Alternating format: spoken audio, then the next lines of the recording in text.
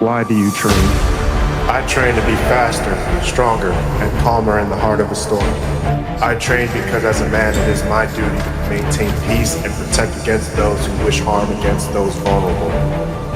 I train because the world is cruel, twisted, and I will not fall under its control. I train because I want to be the example of why you must. Training never stops, because when it does, you give control to those who never stop training. So I say this to those who want to make a positive change in the world. When you do better, others will follow. When you don't, those around you will leave or fall in the hole you created.